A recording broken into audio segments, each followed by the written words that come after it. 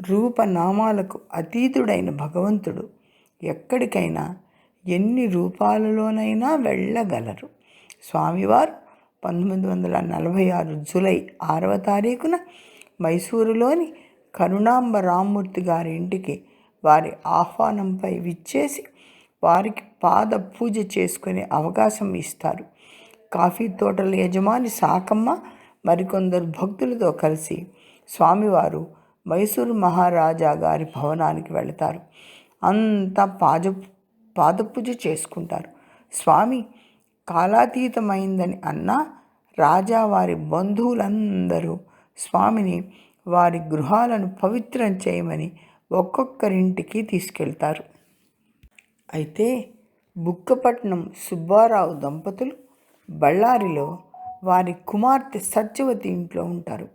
July 6వ తారీఖున బళ్ళారిలో మధ్యాహ్న భోజనానికి వచ్చి అందరినీ తృప్తిపరుస్తానని, ఆనందం కలిగిస్తానని స్వామివారు చెప్పి ఉన్నందున వారు వంటలు చేసుకొని స్వామివారి కోసం ఎదురు చూస్తూ ఉంటారు. స్వామివారు తాము చెప్పిన మాట ప్రకారం 15 మందితో వచ్చి భోజనం చేసి వెంటనే వెళ్ళిపోతారు. సుబ్బారావు దంపతులకు తృప్తి కలగదు. మరికొంతసేపు స్వామివారు తమ గృహంలో ఉంటే బాగుండేది అనుకుంటారు.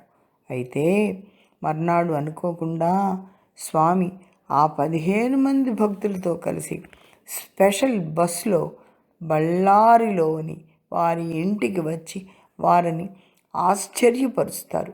స్వామివారిని స్వాగతించను పూలు కానీ పూలమాలలు కానీ ఏమీ లేకపోవటం వలన సుబ్బారావు దంపతులు కంగారు పడతారు. ఆందోళన పడుతున్న వారిని చూసి స్వామి హస్తచాలనంతో సుగంధభరితమైన పూలమాల సృష్టించి సుబ్బారావు గారికి ఇచ్చి తమ మెడలో వేయమంటారు.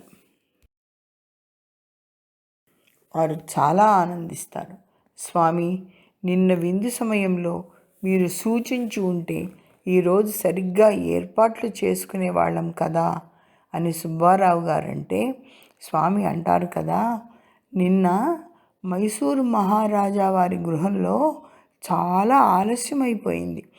మీరు భోజనాలు తయారు చేసుకుని ఎదురు చూస్తూ ఉంటారని నేను మైసూరు మహారాజా వారి ఇంట్లో ఉన్నా కూడా నేనే 15 రూపాయలు దాల్చి వచ్చి మీ ఇంట భోజనం చేసి వెళ్ళాను. నిన్న నేను 15 రూపాయలు తీసుకున్నాను. నిన్నటికి మీకు ఇచ్చినది కల్పిత దర్శనం, ఇది నిజరూప దర్శనం అంటారు స్వామివారు.